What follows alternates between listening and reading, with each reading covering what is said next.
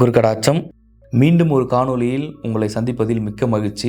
என்ன விஷயம்னா, உங்களை பல பேருக்கு இந்த ஒரு பிரச்சனையை எப்படி ஃபேஸ் பண்ணுறதுன்னு தெரியாமல் நிறைய பேர் இருப்பீங்க. அதாவது, என்னுடைய கணவர் என்னிடத்தில் மகிழ்வாக இருப்பதில்லை, எப்பவுமே பார்த்தீங்கன்னா என் மேலே மூஞ்ச காமிச்சிக்கிட்டே இருக்காரு, நான் ஏதாச்சும் ஒன்று சொன்னால் போதும் சிடு சிடுன்னு இருக்காரு. கல்யாணம் ஆன புதுசில் வேணும்னா அந்த 3 மாதம் ஒரு 6 மாதம் கொஞ்சம் நல்லா போச்சு 2 பேருக்குள்ள அண்டர்ஸ்டாண்டிங். பட் போக போக அவர் ஏன் மாறிட்டாரு, அவர் மாறினதுக்கான காரணம் என்னன்னே தெரியல.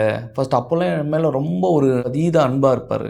ஆனால் போக போக ஏன் அவருக்கு என் மேலே ஒரு அன்பு தீர்ந்து போச்சு. மற்ற இடத்துல நாங்கள் 2 பேரும் சேர்ந்து வெளியே போகும்போது மற்ற கணவன் மனைவிமார்கள் எல்லாமே ரொம்ப ஒரு ஹாப்பினஸாக இருக்காங்க. எப்பவுமே ஒரு சிரிச்சுக்கிட்டு ஃபன்னான ரீல்ஸ் போட்டுக்கிட்டு அவங்களுடைய லைஃப்பில் ரொம்ப ஒரு ஹாப்பினஸாக இருக்காங்க. பட் நிறைய பேருக்கு அந்த மாதிரி வாழ்க்கை அமையறதில்ல. என்ன ரீசன்னா, முதல்ல உங்களுடைய கணவரை பற்றி நீங்கள் முதன்மையாக தெரிஞ்சுக்கிறத தாண்டி கணவரினுடைய உள்ள மனசு என்ன மாதிரி தன்மையில் இருக்குது அப்படின்றத ஒவ்வொருத்தரும் புரிஞ்சுக்கிட்டீங்கன்னா தான் இந்த ப்ராப்ளத்தை உங்களால் எளிமையாக கடந்தும் போக முடியும். எளிமையாக இதை ஃபேஸ் பண்ணி அவரை கொஞ்சம் கொஞ்சமாக உங்கள் பக்கம் நீங்கள் கொண்டு வர முடியும். ஏன்னா இன்றைய சமுதாயத்தை பொறுத்த வரைக்கும் நல்லா புரிஞ்சுக்குங்க, ஆண்களுக்கு மேலே இருக்கிற சுமைகள் அப்படின்றது அவ்வளோ சாதாரணம் கிடையாது. ஏன்னா எக்கச்சக்கமான சுமைகளும் பாரங்களும் அவர்கள் மீது சமுதாயம் திணிக்கிறதுனால ரொம்ப பேர் ஒரு அதிருப்தியில தான் இன்னைக்கு இருக்கிற காலகட்டங்களில் ஒவ்வொரு ஆண்களும் வாழ்ந்துகிட்டு இருக்காங்க. ஏன்னா நீங்கள் பார்த்தீங்கன்னா, மேரேஜ் ஆன உடனே உங்களுக்கும் சேர்த்து அவங்க உணவு தேவைகளை பூர்த்தி பண்ணணும், தாய் தகப்பனை பார்த்துக்கணும், தன்னுடைய குழந்தைகளுக்கு ஸ்கூல் ஃபீஸ் கட்டணும், அவங்களுக்கு தேவைக்கு உண்டான உபகரணங்களை வாங்கி கொடுக்கணும், திருப்பி ஒரு மெடிக்கல் இஷ்யூ ஏதாச்சும் ஆச்சுன்னா அதுக்கும்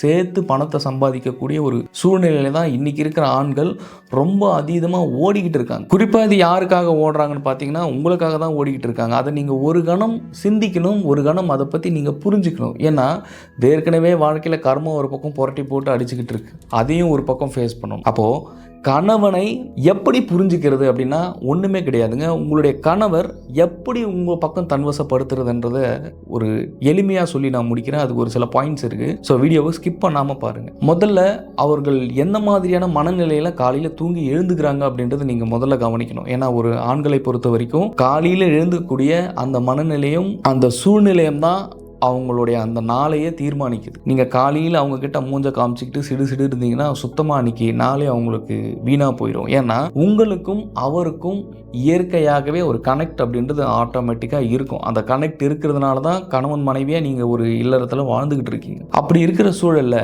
காலையில் எழுந்துக்கும் போது ஒன்றும் கிடையாது, ஒரு அன்பாக அவங்கக்கிட்ட காலையில் அப்ரோச் பண்ணுங்கள். ஃபஸ்ட்டு பாயிண்ட் இதுதான். ஏன்னா நிறைய பேர் தன்னுடைய கணவன் நேற்று ஒரு மாதிரி பேசினார், நேற்று கோபமாக இருந்தார், அதுக்கு முன்னாடி பார்த்தீங்கன்னா ஹாப்பினஸாக இருந்தார், ஒரு மகிழ்ச்சியாக அவருடைய விஷயங்களை என்கிட்ட ஷேர் பண்ணிக்கிட்டார் அப்படின்ற ஒரு விஷயங்கள்லாம் உங்கள் லைஃபுக்குள்ளார இருக்கும். பட் அது ஏன் கண்டினியூ ஆக மாட்டேங்குது அப்படின்னா மனநிலை மாறிக்கொண்டே இருக்கும். ஏன்னா கர்மம் ஒரு பக்கம் ஓடிக்கிட்டு இருக்கு, அது ஒரு பக்கம்.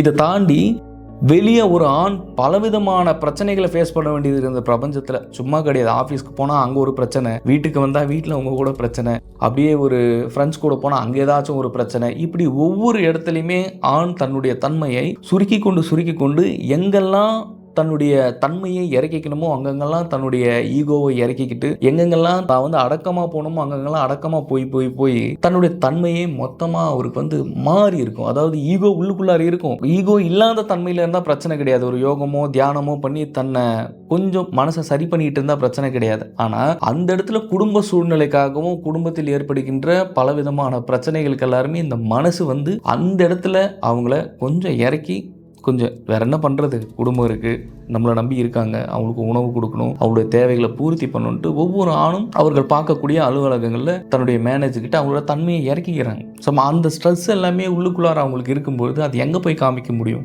தன்னுடைய மனைவி கிட்ட தான் அவங்க எக்ஸ்போஸ் பண்ணிடுறாங்க. ஏன்னா அவ்வளோ பாரங்களும் அவ்வளவு வலிகளும் அந்த மனம் அனுபவிக்கும் போது ஒரு ஆண் எதிர்பார்க்கக்கூடிய ஒரே ஒரு விஷயம் என்னன்னா, தன்னுடைய மனைவியிடமிருந்து சரியான ஒரு அரவணைப்பு தான் தேவை. ஏன்னா ஆண்களை பொறுத்த வரைக்கும் அன்புக்கு ஏங்குறவங்க, இதுதான் ரியாலிட்டி. ஏன்னா நான் ஒரு ஆண், அதனால் நான் சொல்லிக்கிட்டு இருக்கேன். ஏன்னா எனக்கு திருமணம் ஆகலை, இருந்தாலுமே ஒரு ஞான சிந்தனையுடனும் ஒன்று பட்டு திருந்தணும் இல்லை பார்த்து திருந்தணும் அப்படின்ற மாதிரி நான் இது வரைக்கும் கண்டதையெல்லாம் வைத்து மற்றும் ஞான சிந்தனையுடன் சிந்திச்சு இறைவன் என்ன சொல்கிறாரோ அந்த விஷயங்களை தான் நான் உங்களுக்குள்ள ஷேர் பண்ணிக்கிட்டு இருக்கேன். நிச்சயமாக அது உங்களுடைய வாழ்க்கையில் பொருந்தும். ஏன் நான் சொல்கிறேன்னா, கணவன்மார்களை தயவு செஞ்சு சொல்கிறேன், ஒரு அன்பாக இருங்க. அவங்களுக்கு என்ன தேவைன்னு பாருங்கள். அவங்க ஒவ்வொரு நொடியும் அவங்களுடைய மனநிலை மாறிக்கொண்டே இருக்கும். ஏன்னா அவ்வளோ ப்ரெஷர், அவ்வளோ ஸ்ட்ரெஸ், அவ்வளோ டிப்ரெஷன் வந்து உள்ளுக்குள்ளார ஒவ்வொரு நாளும் ஓடிக்கிட்டு இருக்கு. ஏன்னா சமுதாயத்தில் அவ்வளவு ஃபேஸ் பண்ணுறாங்க அவங்க. ஸோ இந்த மாதிரி சூழ்நிலைகள் எல்லாம் வெளியே நடக்குது. அவரை எப்படி உங்களுடைய சூழ்நிலைக்கு ஏற்ற மாதிரி நீங்கள் கொண்டு வரணும், எப்படி அவரை தன்வசப்படுத்தணும் அப்படின்ற ஒரு 4 பாயிண்ட் சொல்கிறேன். இதை தயவு செஞ்சு உங்களோட லைஃப்பில் அப்ளை பண்ணுங்கள்.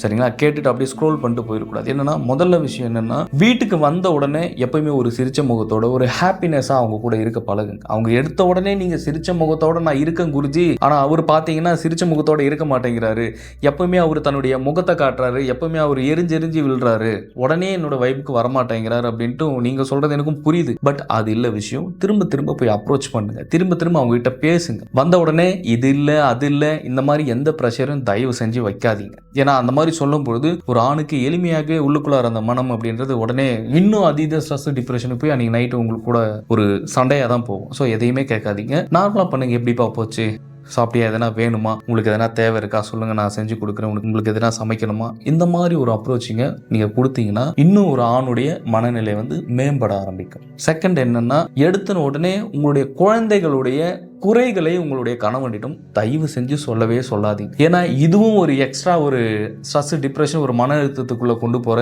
ஒரு விஷயம் தான். ஏன்னா எடுத்த உடனே உங்க பையன் என்ன பண்ணா தெரியுமா, உங்க பொண்ணு என்ன பண்ணா தெரியுமா அப்படின்ட்டு இந்த மாதிரியான விஷயங்களை உங்களுடைய கணவரிடம் நீங்கள் திணிக்கும் பொழுதும் அதீதமான ஒரு மன அழுத்தத்துக்குள்ளாவார்கள். அடுத்தது என்னன்னா, ரொம்ப ஒரு இம்பார்ட்டண்ட்டான விஷயம். குறிப்பா உங்களுக்கு மாமியார் இருந்தால், உங்க மாமியார் உங்களை ஏதாவது தவறாக பேசியிருந்தாலோ, ஏதாவது உங்களை டென்ஷன் பண்ணுற மாதிரி பேசியிருந்தாலும் அதையும் உங்களுடைய கணவர்கிட்ட தயவு செஞ்சு சொல்லவே சொல்லாதீங்க. அந்த பெண்களுக்கு நிறைய பேருக்கு தெரியாத ஒரு விஷயம் என்னென்னா, ஒரு ஆண்களிடத்தில் சரியான நேரத்தில் ஒரு அப்ரோச் பண்ண தெரியாதது தான் எங்கள் விஷயம். அப்ரோச்னா சரியான நேரத்தில் பார்த்தீங்கன்னா அவங்கக்கிட்ட அவங்க என்ன மனநிலையில் இருக்காங்கட்டே தெரியாமல் இருக்கிற எல்லா பூரா நெகட்டிவும் திரும்ப அவங்ககிட்ட போடும்போது இன்னும் ஆண்கள் வந்து மனதளவில் இன்னும் உடந்து இன்னும் மென்மேலும் வந்து உங்கள் மேலே ஒரு வெறுப்புணர்வு தான் அவங்களுக்கு உண்டாயிரும். ஸோ அதனால் இந்த மாதிரி விஷயங்களை தயவு செய்து ஷேர் பண்ணாதீங்க. ஏன்னா மாமியாரை பொறுத்த வரைக்கும் அந்த காலம் வேறு இந்த காலம் வேறுன்னும் போது அவங்களுக்கு கொஞ்சம் அவங்கள மாற்றிக்கிறது கொஞ்சம் நேரம் ஆகும், அவ்வளோதான். ஏன்னா இன்றைக்கி நீங்கள் இந்த ஜென்ரேஷனில் இருக்கீங்க.